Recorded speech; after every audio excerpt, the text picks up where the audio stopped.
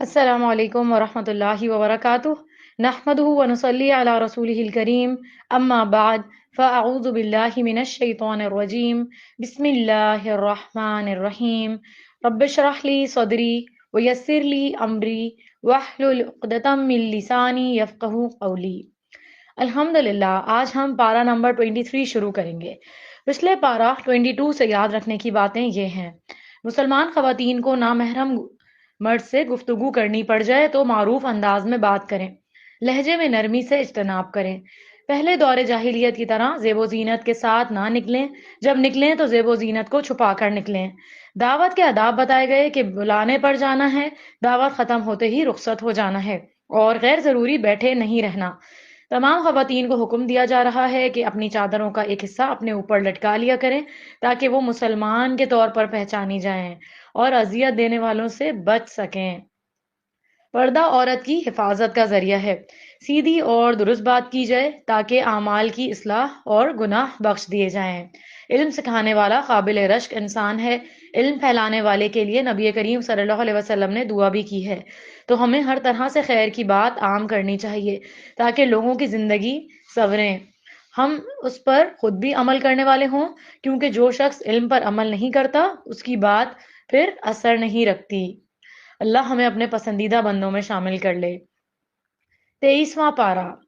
پچھلے پارہ 22 کے آخر میں سورہ یاسین شروع ہوئی تھی، یہاں پارہ 23 میں سورہ یاسین مکمل ہوگی۔ آیت 22 سے 25 ہیں۔ پچھلے پارہ کے آخر میں بتایا گیا تھا کہ جس قوم کی طرف 3 پیغمبر بھیجے گئے انہوں نے سبھی کو جھٹلا دیا، یعنی اس قوم کے لوگوں نے نہیں مانا تو شہر کے پرلے کنارے سے ایک شخص دوڑتا ہوا آیا اور بولا، سورہ یاسین آیت نمبر 22، وَمَا لِيَ لَا أَعْبُدُ الَّذِي فَطَرَنِي وَإِلَيْهِ تُرْجَعُونَ، اور میں اس ہستی کی کیوں نہ عبادت کروں جس نے مجھے پیدا کیا اور تم سب کو اسی کی طرف لوٹ کر جانا ہے۔ تو اس شخص کا یہ عمل ہمارے لیے بہترین نمونہ ہے۔ جب اسے پتا چل گیا کہ پیغمبر حق پر ہیں اور درست بات کر رہے ہیں تو اس نے بات پر اکتفا نہیں کیا کہ اپنی جگہ بیٹھ کر اللہ اللہ کرتا رہے کہ میرا کام تو یہ ہے کہ میں اپنی فکر کروں، بلکہ حق کی گواہی دینے کے لیے جتنی جلدی ہو سکا وہ دوڑتا ہوا پہنچا اور اپنی جان کی پرواہ نہیں کی اور قوم کو پوری طرح سمجھانے کی کوشش کی۔ اس مرد مومن نے اپنی قوم کو واضح اور نصیحت کی کہ حق پرستی کا تقاضا ہے کہ ہم ان رسولوں کی پیروی کریں اور ان کی پیروی کرتے ہوئے صرف اور صرف اس ذات کی بندگی کریں جس نے ہمیں پیدا کیا ہے اور جس کی بارگاہ میں ہمیں روز قیامت پیش ہونا ہے۔ کیا ہم اللہ کو چھوڑ کے ایسے معبودوں کی پوجا کریں جو کسی مشکل میں ہمارے کچھ بھی کام نہ آ سکیں؟ ایسے معبودوں کو اللہ سبحانہ و تعالیٰ کے ساتھ شریک کرنا پرلے درجے کی گمراہی ہے۔ اس مرد مومن کے طرز عمل سے سیکھنے کی بات یہ ہے کہ اس نے توحید کی دعوت دینے میں حکیمانہ انداز اختیار کیا اور یہ نہیں کہا کہ تم کیوں اللہ کو نہیں مانتے جس نے تمہیں پیدا کیا، بلکہ اس نے یہ کہا کہ میں کیوں نہ اللہ کی عبادت کروں جس نے مجھے پیدا کیا، یعنی بات اپنے اوپر لے لی اور لوگوں کو اپنی مثال سے سمجھایا۔ اس مرد مومن نے کہا، تم سب سن لو اور گواہ رہنا کہ انی آمنت بربکم فاسمعون، میں تو بلا شبہ تمہارے پروردگار پر ایمان لا چکا، تم میری بات توجہ سے سنو اور مان لو۔ تو یاد رکھیں یہ کوئی معمولی بات نہیں ہے۔ جب سارے لوگ جھٹلا رہے ہوں، جب پورا معاشرہ انکار کر رہا ہو، اس وقت اقرار کرنا یہ ایک بہت بڑی قربانی کی بات ہے، بہت بہادری کی بات ہے۔ تو واچ یور سیلف، اگر اللہ اور رسول کے احکامات سے کوئی بات واضح ہے اور پورا معاشرہ اس کو نہیں کر رہا یا ہمارے آباء و اجداد کے اس میں وہ نہیں تھی، تو ہمیں اپنا جائزہ لینا چاہیے کہ ہمارا طرز عمل کیا ہے، ہم کیا کر رہے ہیں، ہم کس کو فالو کر رہے ہیں، ہم صرف معاشرے کو فالو کر رہے ہیں، صرف کوانٹٹی دیکھ رہے ہیں، یا پھر ہماری نظر جو ہے وہ کوالٹی آف اعمال پر بھی ہے، یہ ہمیں دیکھنا ہے۔ آیت 26 سے 29 میں ہے، بد نصیب بستی والوں نے مرد حق کو شہید کر دیا۔ جب اس نے پیغمبروں کی تائید کی تو اس کا یہ عمل اللہ کو اتنا پسند آیا کہ اس کے بعد جب لوگوں نے اس کو مارا تو فوراً ہی جنت میں داخل کر دیا گیا، کیونکہ وہ شہید ہو چکا تھا۔ زمین پر شہید کے خون کا پہلا ہی قطرہ گرتا ہے تو اس کو جنت میں داخل کر دیا جاتا ہے۔ اللہم اجعلنا منہم۔ جنت میں جانے کے لیے صرف جان دینا کافی نہیں ہوتی، جان کو اللہ کی خاطر دینا ضروری ہوتا ہے۔ آگے بتایا گیا جنت میں جانے کے بعد وہ اپنی قوم کی فکر کرتا ہے اور کہتا ہے، جو آیت نمبر 27 اور 26 میں ہمیں بتایا جا رہا ہے، قَالَ يَا لَيْتَ قَوْمِي يَعْلَمُونَ بِمَا غَفَرَ لِي رَبِّي وَجَعَلَنِي مِنَ الْمُكْرَمِينَ۔ کاش میری قوم کو علم ہو جاتا کہ میرے پروردگار نے مجھے بخش دیا اور مجھے معززین میں شامل کر دیا۔ یعنی یہاں مراد ہے کہ مرنے کے بعد بھی وہ اپنی قوم کی فکر کر رہا ہے، قوم کی خیر خواہی کر رہا ہے۔ ایک سچے دائی کے اندر یہی صفت ہوتی ہے کہ وہ زندہ ہو یا مردہ ہو، اس کو لوگوں کی طرف سے کوئی خیر پہنچ رہی ہو یا ان کی طرف سے کوئی تکلیف پہنچ رہی ہو، وہ ہر حال میں لوگوں کا خیر خواہی ہوتا ہے۔ کیوں ہوتا ہے؟ کیونکہ اس میں اخلاص ہوتا ہے، وہ اللہ کی خاطر خالص ہوتا ہے، اسے لوگوں سے کوئی ریٹرن نہیں چاہیے ہوتا، نہ تعریف، نہ کوئی بدلہ، نہ مال و دولت، نہ ہی کوئی اکنالجمنٹ، کچھ نہیں اس کو لوگوں سے چاہیے ہوتا، وہ اللہ کی خاطر خالص ہوتا ہے، اس وجہ سے وہ لوگوں کی فکر کر رہا ہوتا ہے۔ ایسے لوگ ہمیشہ کامیاب ہوں گے۔ اہل مکہ کے لیے اس بات میں پیغام یہ تھا کہ نبی کریم صلی اللہ علیہ وسلم تمہارے لیے ایسے ہی خیر خواہ ہیں جس طرح یہ مرد صالح اپنی قوم کے لیے خیر خواہ تھا۔ تو یاد رکھیں، اللہ اپنے دین کا کام کسی سے بھی لے سکتا ہے۔ ضروری نہیں ہے کہ جن کو بات کہی جا رہی ہو، جو سامنے بیٹھے ہوں وہی مانے، ہو سکتا ہے دور بیٹھا ہوا کوئی شخص زیادہ بہتر طور پہ بات سمجھ جائے اور وہ کام کر لے جو اللہ تعالیٰ اس سے چاہتا ہے۔ اس لیے انسان کو کبھی مایوس نہیں ہونا چاہیے کہ میں اتنی محنت کر رہا ہوں اور میری کوئی بات ہی نہیں سنتا۔ اللہ سے اچھی امید رکھنا چاہیے اور پورا توکل اللہ پر رکھنا چاہیے۔ یاد رکھیں، سچا ایمان انسان کے اندر ایسی تڑپ پیدا کر دیتا ہے کہ انسان فوراً ہی خیر کی بات دوسروں کو بتانا چاہتا ہے، کیونکہ وہ اللہ کی خاطر کر رہا ہوتا ہے کام۔ لیکن پھر وہ چپ ہو کر نہیں رہتا، آرام سے نہیں سوتا، آرام سے نہیں کھاتا، ہر وقت اس کے ذہن میں یہ بات گھومتی رہتی ہے کہ جو اچھی بات مجھے پتا چلی ہے، جس چیز نے میری خیر اور بھلائی ہے، میں دوسروں کے ساتھ بھی وہ بات شیئر کروں۔ ہمیں اپنے اندر کی خیر کو ہر وقت جانچنا چاہیے، دیکھنا چاہیے کہ ہمارے دل میں دوسروں کے لیے کتنی بھلائی ہے، کتنی محبت اور کتنی خیر خواہی ہے۔ Watch your self. ایمان کا مل جانا، اللہ کی محبت کا مل جانا، دین کی بات سمجھ میں آنا، اللہ کے لیے سب کچھ کرنے کا جذبہ پیدا ہونا، یہ اللہ کی محبت کی علامت ہے۔ اللہ نے آپ کے ساتھ بھلائی کا ارادہ کر لیا اور پھر ایسی محبت انسان کے اندر ایمان کی حلاوت پیدا کرتی ہے۔ نبی کریم صلی اللہ علیہ وسلم نے فرمایا، اللہ مال اسے بھی دیتا ہے جس سے محبت کرتا ہے اور اسے بھی دیتا ہے جس سے محبت نہیں کرتا، لیکن ایمان صرف اسے دیتا ہے جس سے وہ محبت کرتا ہے۔ بس جب اللہ کسی بندے سے محبت کرتا ہے تو اسے ایمان عطا کر دیتا ہے۔ اللہ ہمیں اپنی محبت عطا فرمائے۔ آگے آیت 36 سے 40 میں بتایا گیا، اللہ نے ہر چیز جوڑے میں بنائی، یعنی جو آسمانوں میں ہے، زمین کی گہرائیوں میں ہے، ہر چیز میں جوڑا جوڑا ہے سوائے رب العالمین کے۔ وہ واحد ایک ہے، اکیلا ہے۔ آیت نمبر 36 میں فرمایا، سبحان الذی خلق الازواج كلها مما تنبت الارض ومن انفسهم ومما لا يعلمون۔ پاک ہے وہ ذات جس نے زمین کی نباتات سے جملہ اقسام کے جوڑے پیدا کیے اور خود ان کی اپنی جنس کے بھی اور ان چیزوں کے بھی جنہیں یہ جانتے بھی نہیں ہیں۔ تو کتنی چیزیں ہیں جن کو ابھی تک انسان نے ایکسپلور ہی نہیں کیا ہے، جانا ہی نہیں ہے۔ یہاں اللہ کی نشانیوں میں سے ایک نشانی ہے کہ اس نے ہر چیز کو جوڑا جوڑا بنایا ہے۔ اس میں مرد اور عورت کا جوڑا تو ہے ہی، اس کے علاوہ حیوانات میں بھی یہ چیز ہے، حتیٰ کہ نباتات کے اندر بھی ہر چیز کے اندر جوڑا ہے۔ اور نباتات کے اندر جیسے پودوں میں مثلاً کھجور اور انار کے جو درخت ہیں، یہ نر بھی ہوتے ہیں اور مادہ بھی۔ جب پھل لگنے کا موسم ہوتا ہے تو ہوائیں نر درختوں کا بیج اٹھا کر مادہ درختوں کے اوپر ڈالتی ہیں اور اس طرح چیزیں پیدا ہوتی ہیں۔ اس طرح جمادات کے اندر بھی مثبت اور منفی چیزیں ہوتی ہیں، حتیٰ کہ ایٹم کے اندر بھی آپ دیکھیں کہ پازیٹیو اور نیگیٹو ہوتا ہے۔ اسی طرح بعض اوقات ایک دوسرے کے مخالف چیز کا بھی جوڑا ہوتا ہے، جیسے دھوپ اور سایہ، رات اور دن، اور اسی طرح روشنی اور اندھیرا۔ پانی کے اندر بھی یہ چیزیں پائی جاتی ہیں۔ جس طرح ہر مخلوق جوڑے کی صورت میں ہے، اسی طرح دنیاوی زندگی کا جوڑا آخرت کی زندگی ہے، لیکن تنہا صرف ایک ہی ذات ہے جس کا کوئی جوڑا نہیں، اور وہ ہے اللہ سبحانہ و تعالیٰ کی ذات۔ آگے بتایا گیا آیت 39 میں وَالْقَمَرَ قَدَّرْنَاهُ مَنَازِلَ حَتَّى عَادَ كَالْعُرْجُونِ الْقَدِيمِ، اور چاند کی ہم نے منزلیں مقرر کر دی ہیں تاکہ وہ کھجور کی پرانی ٹہنی کی طرح رہ جاتا ہے۔ تو چاند ہمیشہ ایک شکل میں نہیں رہتا، یہ بھی اللہ کی نشانی ہے۔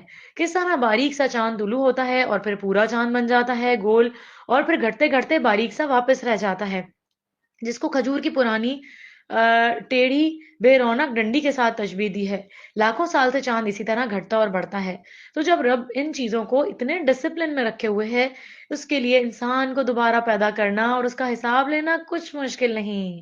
آگے بتایا گیا آیت نمبر 40 میں لَلشَّمْسُ يَنبَغِي لَهَا أَن تُدْرِكَ الْقَمَرَ وَلَا اللَّيْلُ سَابِقُ النَّهَارِ وَكُلٌّ فِي فَلَكٍ يَسْبَحُونَ، نہ تو سورج سے یہ ہو سکتا ہے کہ وہ چاند کو جا پکڑے، اور نہ ہی رات دن پر سبقت لے جا سکتی ہے، سب اپنے اپنے مدار پر تیزی سے رواں دواں ہیں۔ تو انسان کو دیکھنا چاہیے کہ کیا وہ اتنے ڈسپلن میں ہے جتنا پوری کائنات اللہ نے اتنے ڈسپلن میں کر کے اس کی خدمت میں لگا دی ہے۔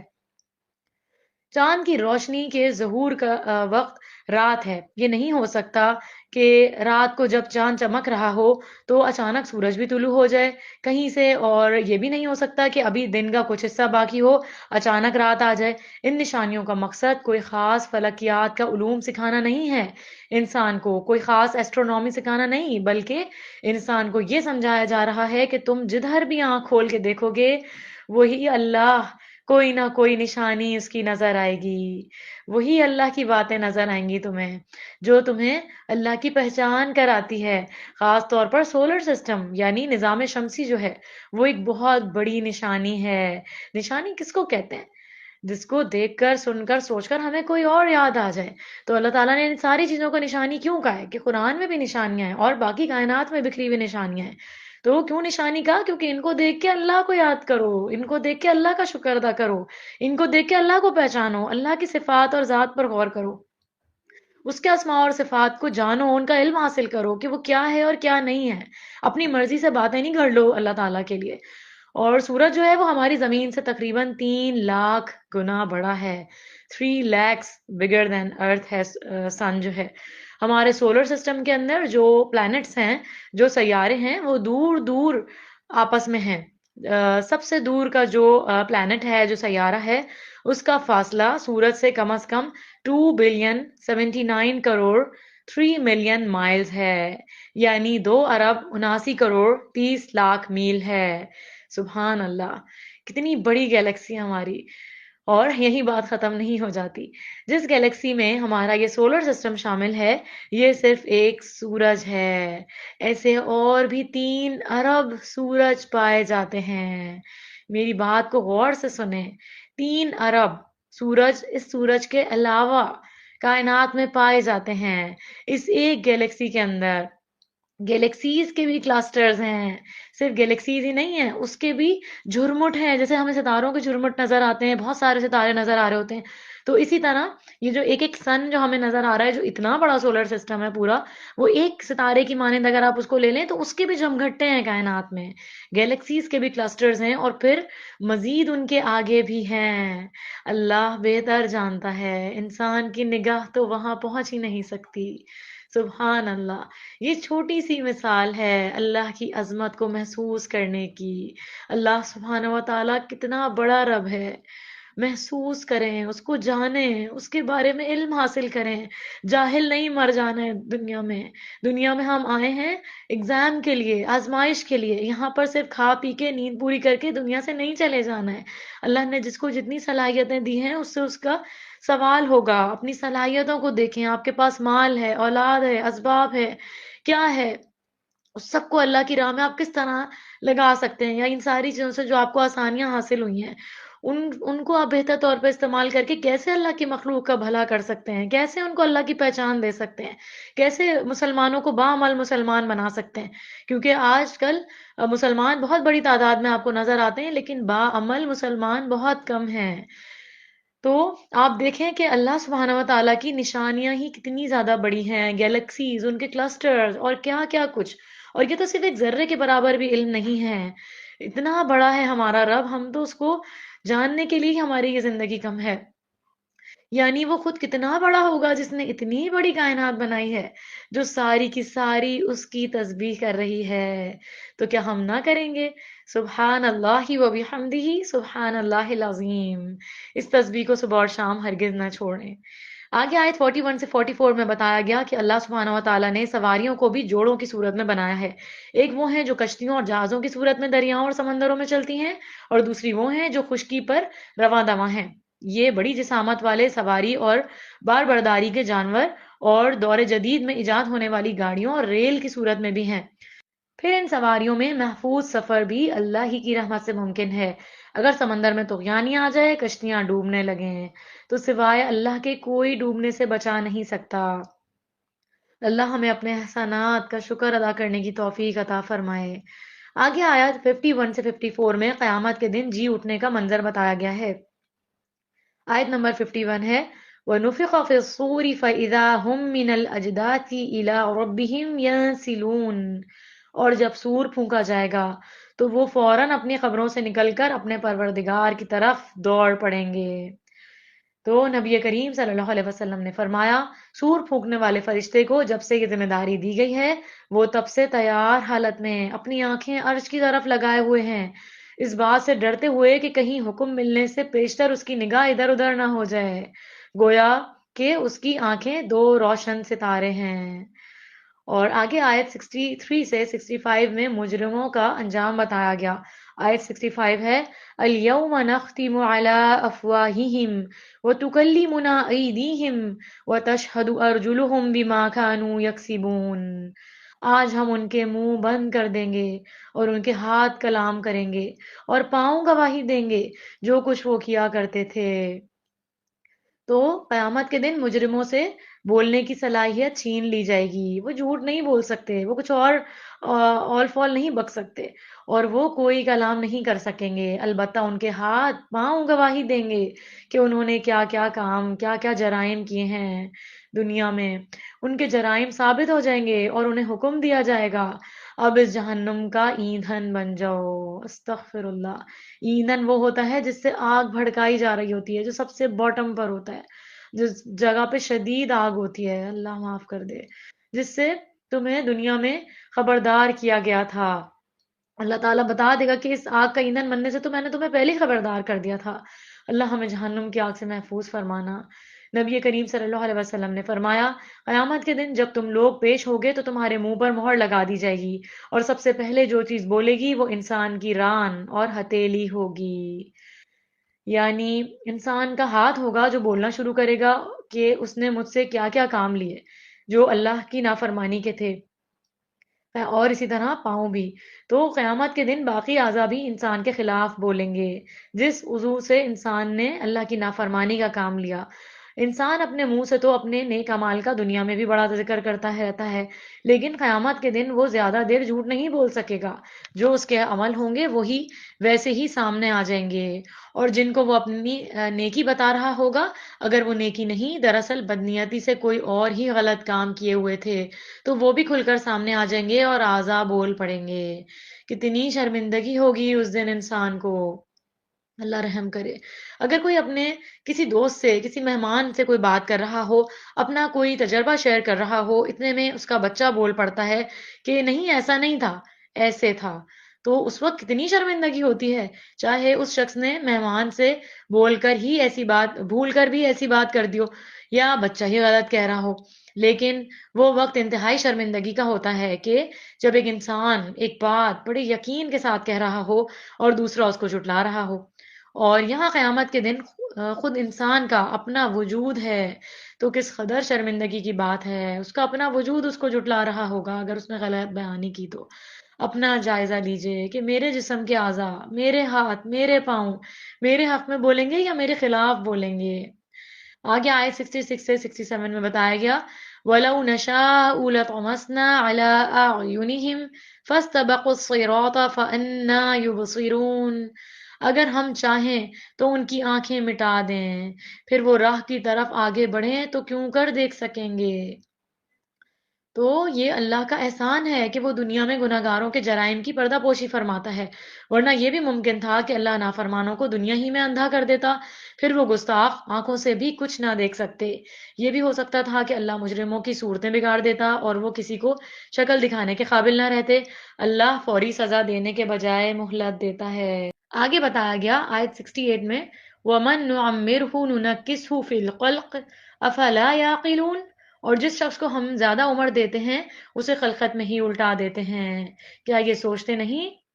تو یعنی جوانی سے بڑھاپے تک کا سفر کیسے آتا ہے کہ آہستہ آہستہ ایک ایک دن کر کے گزرتا چلا جاتا ہے اور انسان کے اندر کمزوری واقع ہونے لگتی ہے، انسان کے اعضاء پوری طرح فنکشن نہیں کرتے، جسم کے اندر وہ غذائی قوت نہیں رہتی جو جوانی میں ہوتی ہے، پھر انسان ایسی بیماریوں میں گھر جاتا ہے کہ جس کا اس نے سوچا تک نہیں ہوتا، تو بڑھاپے میں پھر انسان بچہ بن جاتا ہے، دوسروں کا محتاج ہو جاتا ہے، بات بات پر رونے لگتا ہے، ناراض ہونے لگتا ہے، وہ دوسروں پر ڈپینڈ کرنے لگتا ہے، اس کے ساتھ بچوں کی طرح سلوک کرنا پڑتا ہے، اس کی بعض دفعہ اس طرح ٹیک کیئر کرنی پڑتی ہے جس طرح ایک بچے کی، کیونکہ بعض لوگ ایسی بیماریوں میں بڑھاپے میں مبتلا ہو جاتے ہیں کہ ان کی نیپی بدلنا ہوتا ہے، ان کو فیڈ کرنے کے لیے ان کے منہ سے چمچ سے دودھ ڈالنا پڑتا ہے یا غذا دینی پڑتی ہے، وہ بچے کی طرح وہی بات بار بار پوچھنے لگتے ہیں، تو ایسی عمر سے پناہ مانگی گئی ہے، یعنی اس کو جو ہے وہ ارذل العمر کہا گیا ہے،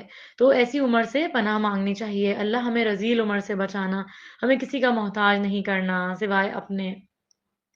سورہ یاسین آیت نمبر 82 میں آتا ہے انما امرہ اذا اراد شیئا ان یقول له کن فیکون، اس کا کام تو صرف یہ ہے کہ جب وہ کسی چیز کا ارادہ کرتا ہے تو اسے حکم دیتا ہے کہ ہو جا، تو وہ ہو جاتی ہے۔ سورہ صافات آیت 1 سے 3، یہاں کلام کرنے سے پہلے قسم کھائی گئی، یہ قسم عموماً تاکید کے لیے ہوتی ہے، جب سامنے والا کسی بات کا انکار کرے تو اس کو سمجھانے کے لیے بتانے کے لیے قسم کھا کے بات کہی جاتی ہے۔ شروع کی 3 آیات میں فرشتوں کی قسم کھائی گئی ہے۔ وَالصَّافَّاتِ صَفًّا آیت نمبر 1 میں صف بستہ رہنے والے فرشتوں کی قسم کھائی گئی ہے، فرشتے منظم انداز میں صف باندھے اللہ کے احکامات کے منتظر ہوتے ہیں، فرشتے آسمان میں ایسے ہی صفیں بناتے ہیں جیسے دنیا میں لوگ نماز کے لیے صفیں بناتے ہیں۔ نبی کریم صلی اللہ علیہ وسلم نے فرمایا کیا تم اس طرح صفیں نہیں بناتے جس طرح فرشتے اپنے رب کے پاس بناتے ہیں؟ ہم نے پوچھا فرشتے اپنے رب کے پاس کس طرح صفیں بناتے ہیں؟ آپ صلی اللہ علیہ وسلم نے فرمایا کہ پہلے وہ ابتدائی یعنی اگلی صفوں کو پورا کرتے ہیں اور صف میں ایک دوسرے سے مل کر کھڑے ہوتے ہیں، یعنی بالکل ساتھ جڑ کے۔ تو آج کل خواتین تراویح پڑھنے مساجد جاتی ہیں تو اگر صف میں خلا ہو تو اس کو بھرنے کی کوشش کریں، کندھے سے کندھا ملا ہوا ہو، ٹخنے سے ٹخنا ملا ہوا ہو، آگے صف میں اگر کوئی نکل کے کسی مجبوری کے تحت چلا گیا ہے یا آگے جگہ 2 رکعت نماز نفل کے بعد خالی ہو گئی ہے تو فوراً آگے بڑھ جائیں، یہ نہ دیکھیں کہ آپ کی پھپھو خالہ چچی تائی کوئی آپ کے ساتھ بہن والدہ بیٹی کوئی کھڑی ہے، چھوڑیں اور اس جگہ کو آگے والی صف کو جو ہے وہ پر کریں، کیونکہ یہ آپ صلی اللہ علیہ وسلم کا حکم ہے، کسی اور انسان کا نہیں ہے۔ تو بعض اوقات ایسا ہوتا ہے کہ کچھ لوگ شروع میں آ جاتے ہیں اور کھلے کھلے بیٹھ جاتے ہیں، جب نماز کھڑی ہو جاتی ہے تو بیچ میں گیپ آ جاتا ہے، تو اس میں فوری طور پر دیکھنا چاہیے کہ مجھ سے اگلی صف میں کوئی جگہ تو خالی نہیں، کوئی جگہ ایسی تو نہیں کہ جس کی وجہ سے بہت بڑا گیپ آ رہا ہے، تو فوراً آگے بڑھ جانا چاہیے اور اس طرح کندھے سے کندھے ملانے چاہیے تاکہ دوسرے لوگوں کو بہت زیادہ پیر کھولنے میں دقت پیش نہ آئے۔ اور آپ دیکھیں کہ جب گیپ آ رہا ہے تو فوراً آگے بڑھ جائیں اور جو ہی یہ شخص آگے بڑھے تو اس سے پچھلی صف والا وہ آگے بڑھ جائے اور پھر ساتھ ساتھ جڑ کے کھڑے ہوں، ایک دوسرے کے ساتھ جڑ جائیں۔ اگر صفوں کے اندر یہ خلل ہو تو یہ نماز کی اقامت کی راہ میں رکاوٹ ہوتا ہے۔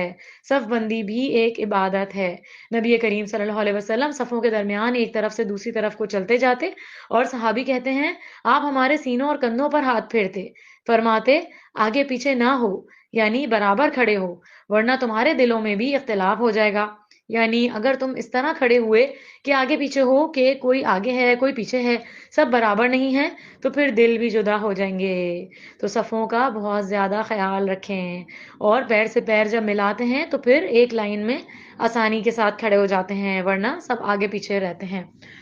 آگے آیت 2 اور 3 میں ہے فالزاجرات زجرا فالتالیات ذکرا، پھر ان کی جو ڈانٹ ڈپٹ کرتے ہیں، پھر ان کی جو ذکر یعنی قرآن کی تلاوت کرتے ہیں۔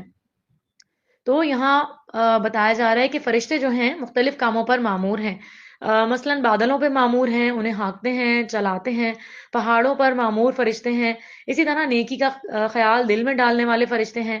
یہاں ان فرشتوں کی قسم کھائی جا رہی ہے۔ قسم کسی بڑی امپورٹنٹ چیز کی کھائی جاتی ہے، اور یہاں فرشتوں کی قسم کھائی جا رہی ہے انسان کو یقین دلانے کے لیے کہ ان کی جیسے صفے بنا لو اللہ کے واسطے، جن کی ڈانٹ معمولی نہیں، ایسی زبردست ہوتی ہے کہ کوئی ان کے سامنے دم تک نہیں مار سکتا، مثلاً موت کے فرشتے۔ تو فرشتوں کی ڈانٹ بھی ہوتی ہے۔ فرشتوں کی قسم اٹھا کر آیت نمبر 4 اور 5 میں یہ بتایا گیا ہے کہ ان الہکم لواحد رب السماوات والارض وما بینہما ورب المشارق، بلا شبہ تمہارا الہ ایک ہی ہے جو آسمانوں اور زمین کا پروردگار ہے، اور ان چیزوں کا بھی جو ان دونوں کے درمیان ہیں، اور مشرقوں کا بھی پروردگار ہے۔ تو اس آیت میں ذرا غور کریں کہ زمین اور آسمان کے بیچ کیا کیا ہے، ہم ایسے ہی پڑھ کے آگے نکل جاتے ہیں۔ سبحان اللہ۔ آگے آیت نمبر 40 سے 49 میں بتایا گیا اہل جنت پر اللہ کی عنایات کا ذکر ہے۔ یہ لوگ جنت کی اعلیٰ اور لازوال نعمتوں سے لطف اندوز ہوں گے۔ وہاں ان کی مہمانوں کی طرح عزت کی جائے گی، انہیں لذیذ میوجات عطا کیے جائیں گے، شاندار تختوں پہ بیٹھ کے ایسے پاکیزہ شراب نوش کریں گے جس سے نہ نشہ آئے گا اور نہ ہی سر چکرائے گا۔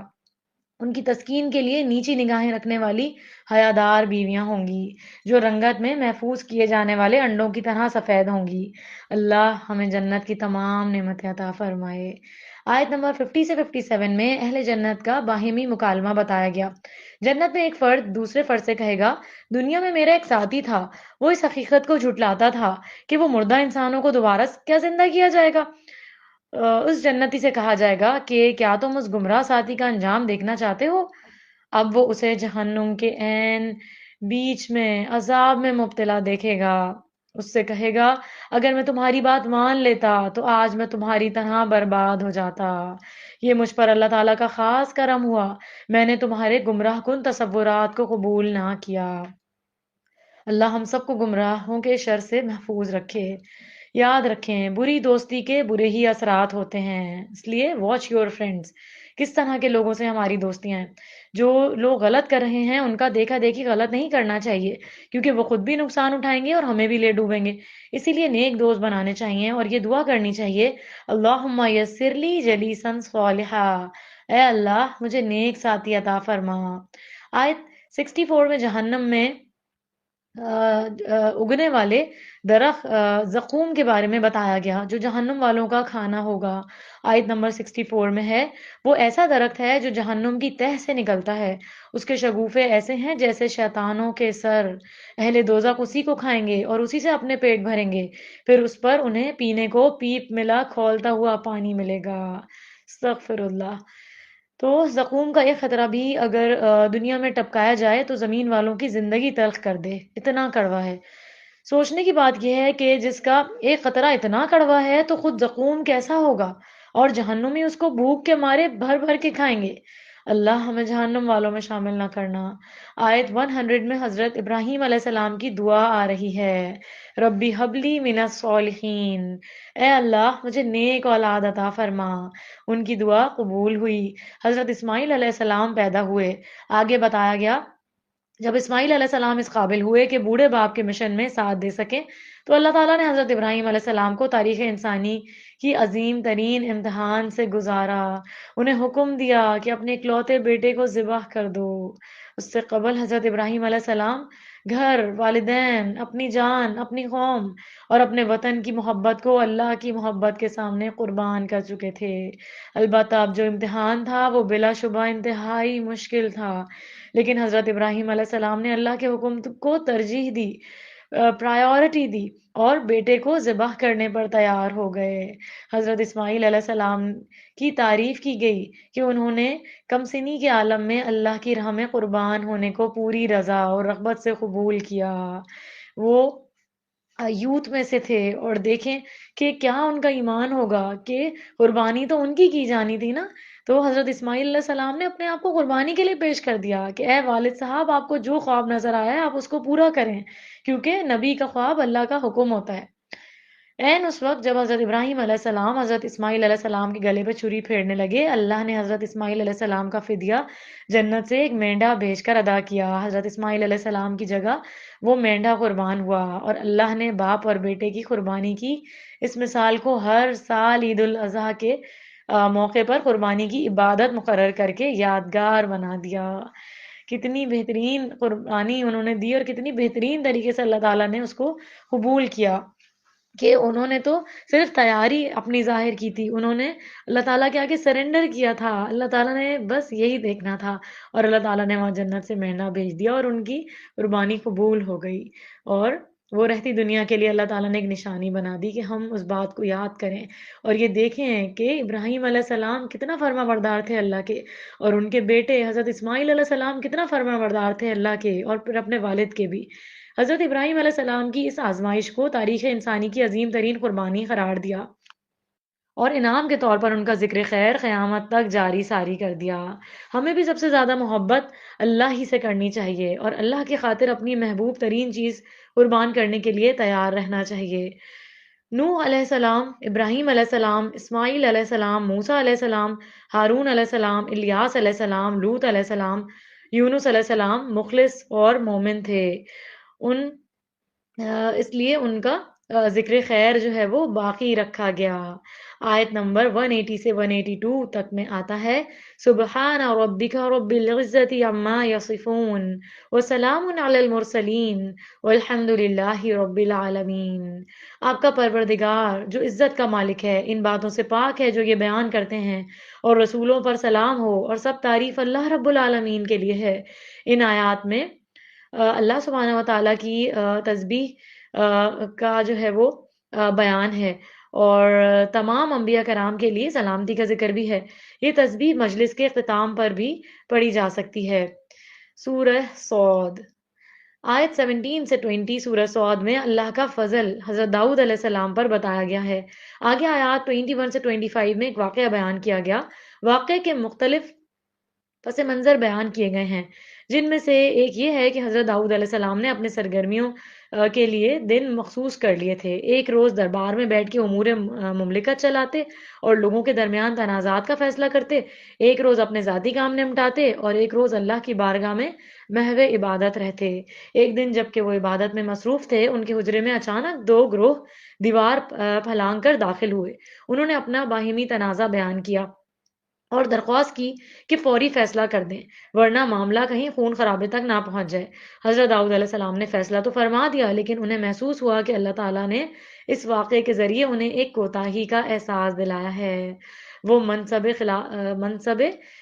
خلافت پر ہیں، انہیں ہر وقت عدل کے ساتھ تنازعات کا فیصلہ کرنے کے لیے دستیاب ہونا چاہیے. ایسا نہ ہو کہ فیصلے میں تاخیر کسی فساد کا سبب بن جائے. انہوں نے سجدے میں گر کر اللہ سے بخشش طلب کی، اور اللہ نے انہیں بخشش کی بشارت بھی دی، اور بارگاہ میں بلند رتبہ فضیلت کی خوشخبری بھی سنائی. یاد رکھیں، ہدایات دو طرح کی ہوتی ہیں: ایک تو کتابوں سے، قرآن و سنت سے علم حاصل کر کے پتہ چلتی ہے، اور دوسری جو ہوتی ہے وہ بیانی ہدایت ہوتی ہے کہ اللہ تعالیٰ آپ کو مختلف واقعات، حادثات، تجربات سے سکھاتا ہے. آیت نمبر 29 میں بتایا گیا ہے کہ کتاب انزلناہ الیک مبارک لیدبروا آیاتہ ولیتذکر اولو الالباب. جو کتاب ہم نے آپ کی طرف نازل کی ہے بڑی برکت والی ہے، تاکہ لوگ اس کی آیات میں غور و فکر کریں اور اہل عقل اور دانش اس سے سبق حاصل کریں. تو کیا ہم اہل عقل اور دانش ہیں؟ کیا ہم آیات میں غور و فکر کرنے والے ہیں؟ کیا ہم برکتیں ادھر ادھر ڈھونڈ رہے ہیں؟ تو اللہ تعالیٰ نے وہ ساری برکتیں اس کتاب میں رکھ دی ہیں. اس سے جڑ جائیں، اس کو سیکھیں، اس کو سکھائیں، اس سے برکتیں حاصل کریں. اللہ تعالیٰ خود ہی زندگی میں برکت ڈال دے گا. جو انسان اس سے جڑا ہوا ہوتا ہے، اللہ کے دین کی بات آگے پہنچا رہا ہوتا ہے، اس کی برکتوں کا جو حساب ہے وہ اللہ ہی کے پاس ہے، اللہ ہی اس کو اپنے پاس سے بے حساب برکتیں عطا فرماتا ہے۔ اور جب انسان کو بصیرت دیتا ہے، دل کی نگاہ دیتا ہے اور قلب سلیم عطا فرماتا ہے، تو اس کو نظر آتا ہے کہ اس کو کیسی کیسی نعمتیں ملی ہوئی ہیں۔ تو اللہ کے قرآن میں، اس کی آیات میں غور کریں، اس کو سمجھیں، اس سے بہت سارے مسئلوں کا حل ہمیں مل جائے گا۔ اس آیت میں قرآن حکیم کو ایک بابرکت کتاب قرار دیا، وہ کتاب جس پر غور و فکر سے انسانوں کو برکات حاصل ہوتی ہیں۔ حکم دیا گیا اس مبارک کتاب کی آیات پر غور کرو، البتہ غور و فکر کے دو درجے ہیں، ایک ہے تذکر اور دوسرا ہے تدبر۔ کسی مقام پر سرسری غور و فکر کر کے اس کے پیغام کو سمجھ لینا تذکر ہے، البتہ کسی مقام پر گہرا غور و فکر کرنا اور اس میں پوشیدہ علم اور حکمت کے نکات کا فہم حاصل کرنے کی کوشش کرنا تدبر ہے۔ عمل کی اصلاح کے لیے تذکر مفید ہے، اور قرآن کی عظمت پر گہرے یقین حاصل کرنے اور اس کتاب کے ذریعے مسائل کا حل تلاش کرنے کے لیے تدبر ضروری ہے۔ اللہ ہمیں قرآن میں غور کرنے والا بنائے اور ہمیں توفیق دے کہ ہم اس کے احکامات پر خوش دلی سے عمل کریں۔ آیت 30 سے 32 میں حضرت سلیمان علیہ السلام کی تعریف کی گئی ہے۔ حضرت سلیمان علیہ السلام حضرت داؤد علیہ السلام کے بیٹے تھے۔ وہ اپنے والد کی طرح ہر وقت اللہ سے لو لگائے رہتے تھے۔ اللہ نے انہیں اپنی راہ میں جہاد کے خصوصی جذبہ عطا کیا تھا۔ ان کے سامنے جنگوں میں استعمال ہونے والے گھوڑے لائے جاتے تو خوب پیار کرتے اور شفقت سے ان کی گردن اور پنڈلیوں پر ہاتھ پھیرتے۔ انہیں ہر اس شے سے محبت ہے جو اللہ کی راہ میں جہاد کے لیے کام آتی ہے۔ ویسے تو مال انسان کو رب سے دور کر دیتا ہے۔ عام طور پر جس کے پاس جتنا مال ہوتا ہے وہ اس کے بکھیڑوں میں اتنا پڑ جاتا ہے کہ نماز روزے کا وقت ہی نہیں رہتا، رب سے دور ہوتا جاتا ہے۔ لیکن یہاں معاملہ الٹ ہے، انہوں نے مال کی محبت رب کی یاد کے لیے اختیار کی۔ گھوڑے اگرچہ دنیا کا مال ہیں، لیکن اگر دین کے راستے میں استعمال کیے جائیں تو فائدہ ہی فائدہ ہے، ایمان میں اضافے کا ذریعہ ہے، اللہ کی محبت میں اضافے کا ذریعہ بھی ہے۔ آیات 33 سے 40 میں ہے۔ ان آیات کے پس منظر میں جو مختلف روایات نقل کی گئی ہیں، ان میں سے ایک رائے یہ ہے کہ حضرت سلیمان علیہ السلام نے اللہ سے دعا کی تھی کہ میرے بعد خلافت کا منصب میری اولاد کو عطا کیا جائے۔ اللہ نے ان پر ظاہر فرما دیا کہ ان کی اولاد اس منصب کی اہل نہیں ہے۔ انہوں نے دعا کی کہ اے اللہ انہیں ایسی بادشاہت عطا فرما دے جیسے کسی اور کو نصیب نہ ہو۔ اللہ نے یہ دعا قبول فرمائی۔ حضرت سلیمان علیہ السلام کو ہوا پر اختیار دے دیا گیا، وہ ان کے حکم کے تابع تھی، جس رخ پر چاہتے اور جس رفتار سے چاہتے اسے چلنے کا حکم دیتے۔ انتہائی طاقتور جن ان کے قابو میں تھے، جن سے بڑی بڑی تعمیرات کراتے اور سمندروں سے موتی خزانے برآمد کرواتے۔ اللہ نے فرمایا سلیمان یہ آپ کے لیے ہمارے عطا ہے، جس طرح آپ چاہیں ان سے استفادہ کریں۔ بے شک اللہ کے نزدیک حضرت سلیمان علیہ السلام کا مقام و مرتبہ انتہائی بلند تھا۔ آگے آیت 41 سے 44 میں حضرت ایوب علیہ السلام کی آزمائش کے خاتمے کا ذکر ہے۔ حضرت ایوب علیہ السلام کو اللہ نے شدید آزمائش کے ذریعے جانچا، ان کا پورا خاندان سوائے بیوی کے ختم ہو گیا، پھر انہیں ایسی جلد کی بیماری لگی کہ شدید تکلیف کے باعث کہیں آنے جانے سے معذور ہو گئے۔ انہوں نے ان آزمائشوں پر صبر کی، اعلیٰ مثال قائم کی، اللہ سے آزمائش کے خاتمے کی دعا کرتے رہے۔ آخر کار اللہ نے ان کی سن لی، ان کے قدموں کی طرف سے پانی کا ایسا چشمہ جاری فرما دیا جس کے پینے سے اور اس سے غسل کرنے میں ان کے لیے شفا تھی۔ اللہ نے سابقہ اولاد کے اعتبار سے دگنی اولاد عطا فرمائی۔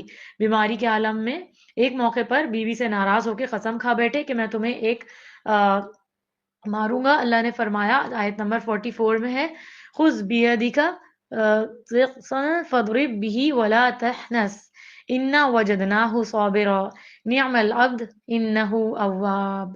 اور ہم نے انہیں کہا کہ اپنے ہاتھ میں تنکوں کا ایک مٹھا لیں، اس سے مار لو اور قسم نہ توڑو، ہم نے ایوب علیہ السلام کو صابر پایا۔ بہترین بندے جو ہر وقت اپنے پروردگار کی طرف رجوع کرنے والے ہیں۔ انہیں کہا کہ 100 تنکوں کو جوڑ کر اکٹھا بنا لو اور ایک ہی بار مار کر اپنی قسم پوری کر لو۔ وہ اللہ کے کیا خوب بندے تھے، کبھی اللہ کے ذکر سے غافل نہ ہوتے تھے۔ داؤد علیہ السلام، سلیمان علیہ السلام اور ایوب علیہ السلام تینوں اواب یعنی اللہ کی طرف بہت زیادہ رجوع کرنے والے تھے۔ اواب وہ لوگ ہوتے ہیں جو بار بار اللہ سے رجوع کرنے والے ہوتے ہیں۔ اللہ ہمیں بھی اوابین اور مخلص بندوں میں شامل فرمائے۔ آگے بتایا گیا ابراہیم علیہ السلام، اسحاق علیہ السلام، یعقوب علیہ السلام، اسماعیل علیہ السلام، الیسع علیہ السلام، ذوالکفل علیہ السلام سب چنے ہوئے بندے تھے، سلیکٹڈ پیپل۔ آخرت کی یاد کی وجہ سے اللہ نے انہیں ممتاز مقام دیا تھا، بہت ہی قیمتی مقام دیا تھا، یونیک مقام دیا تھا۔ دنیا میں ان کے لیے ذکر خیر اور آخرت میں جنت عدن ہے۔ اللہ ہمیں ان پاک باز ہستیوں کی پیروی کی توفیق عطا فرمائے اور ہمیں جنت میں ان سے ملا دے۔ سورہ زمر شروع ہوگی۔ سورہ زمر آیت 7 سے 8 میں بتایا گیا بندوں پر اللہ کی نعمتیں بے شمار ہیں، اگر بندے اللہ کا شکر کریں تو اللہ بہت خوش ہوتا ہے، اس کے برعکس اگر ناشکری کریں تو اللہ کی قدرت میں کوئی کمی واقع نہیں ہوتی، البتہ قیامت کے دن اللہ کی بارگاہ میں حاضر ہوں گے تو کوئی انہیں ناشکری کی وجہ سے بچا نہ سکے گا۔ انسان کا معاملہ عجیب ہے، جب تکلیف پہنچتی ہے تو گڑ گڑا کر اللہ سے دعائیں مانگتا ہے، البتہ جب اللہ تکلیف دور کر دیتا ہے تو اس احسان کو کسی اور کی طرف منسوب کرتا ہے۔ مجھے تو فلاں ڈاکٹر کے پاس جا کے ہی شفا مل گئی، شفا تو اللہ نے دینی تھی، اللہ نے اس ڈاکٹر کے پاس پہنچایا، اللہ نے اس کو سبب بنایا، تو پہلے اللہ کی تعریف کریں پھر بندوں کا احسان دیکھیں۔ اور اللہ کے سوا دوسروں کو معبودوں کو پکارنے لگتا ہے انسان، ایسے احسان فراموش کا ٹھکانہ جہنم کی آگ ہے۔ آئی 21 میں بتایا گیا اللہ آسمان سے بارش برساتا ہے اور اس پانی کو چشموں کی صورت میں زمین میں بہا دیتا ہے، پھر اس پانی سے کھیتی برآمد ہوتی ہے جو رفتہ رفتہ اپنے عروج کو پہنچتی ہے، پھر اس پر زوال آتا ہے، پھر وہ زرد پڑ جاتی ہے اور آخر چورا چورا ہو کر زمین میں بکھر جاتی ہے۔ یہی معاملہ ہماری زندگی کا ہے، بارش کی طرح آسمان سے روح آتی ہے، ہمارے وجود کے ساتھ مل کر ہمارے وجود کی تکمیل کرتی ہے، پھر کھیتی کی طرح ہم بھی اپنے عروج یعنی جوانی کو پہنچتے ہیں، پھر رفتہ رفتہ بڑھاپا آتا ہے، آخر کار مر کر مٹی میں مل جاتے ہیں۔ فرق یہ ہے کھیتی کا کوئی حساب کتاب نہیں، جبکہ ہمیں مرنے کے بعد دوبارہ زندہ ہونا ہے۔ اللہ ہمیں بغیر حساب کتاب کے جنت میں داخل کرنا۔ آیت نمبر 22 میں آتا ہے افمن شرح اللہ صدرہ للاسلام فہو علی نور من ربہ فویل للقاسیۃ قلوبہم من ذکر اللہ اولئک فی ضلال مبین۔ بھلا جس شخص کا سینہ اللہ نے اسلام کے لیے کھول دیا ہو اور وہ اپنے پروردگار کی طرف سے ایک روشنی پر ہو، اس شخص کی طرح ہو سکتا ہے جو کوئی سبق حاصل نہیں کرتا؟ لہٰذا ان لوگوں کے لیے ہلاکت ہے جن کے دل اللہ کے ذکر سے اور سخت ہو جاتے ہیں، یہی لوگ صریح گمراہی میں ہیں۔ تو شرح صدر کب ہوتا ہے؟ کس کا سینہ اللہ کھول دیتا ہے؟ جب انسان شرک کو چھوڑ کے توحید پر آ جاتا ہے، کمپلیٹ لائف اس کی توحید پر آ جاتی ہے، جہالت چھوڑ کے علم پر آ جاتا ہے، غفلت چھوڑ کے اللہ کی طرف رجوع کرتا ہے، وہ اللہ کے ذکر پر دوام اختیار کرتا ہے، لوگوں کے ساتھ حسن سلوک کرتا ہے، بہادری سے کام کرتا ہے، اس کا دل کشادہ ہو جاتا ہے، وہ ڈرتا نہیں ہے بندوں سے، دل سے کینہ نکال دیتا ہے، لوگوں کی باتیں جمع کر کر کے نہیں رکھتا اپنے دل میں کہ فلاں وقت پہ تو میں سنا کے رکھ دوں گا، ایسا نہیں ہوتا مومن، وہ سب کو معاف کر دیتا ہے اور دوسروں کا بھی دل نہیں دکھاتا، ان سے بھی معافی مانگتا رہتا ہے کہ کہیں میں نے آپ کا دل نہ دکھا دیا ہو۔ سب کو معاف کر کے سونا تو بہت آسان ہے، لیکن اپنا جائزہ لیں کہ کیا ہم نے تو کہیں کسی کا دل نہیں دکھا دیا، کہ ہم تو معاف کر کے سب کو سو گئے لیکن جن کا دل ہماری وجہ سے دکھا ہوا ہے ان کی طرف سے پھر ہمیں گناہ جو ہے وہ ملتا رہے۔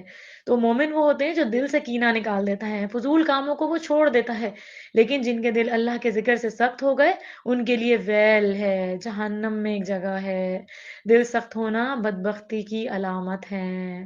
اللہ ہمارے دل کو سخت ہونے سے بچائے، ہمیں شرح صدر عطا فرمائے، ہم مکمل اسلام قبول کر لیں، پورے کے پورے دین میں داخل ہو جائیں۔ الحمدللہ 23واں پارہ مکمل ہوا۔ اللہ سے دعا ہے کہ ہمارا دل اسلام کے لیے کھول دے، ہمیں اپنے چنے ہوئے بندوں میں شامل فرما لے، آمین یا رب العالمین۔ وآخر دعوانا ان الحمدللہ رب العالمین۔ سبحانک اللہم و بحمدک، اشہد ان لا الہ الا انت، استغفرک و اتوب الیک۔ السلام علیکم ورحمۃ اللہ وبرکاتہ۔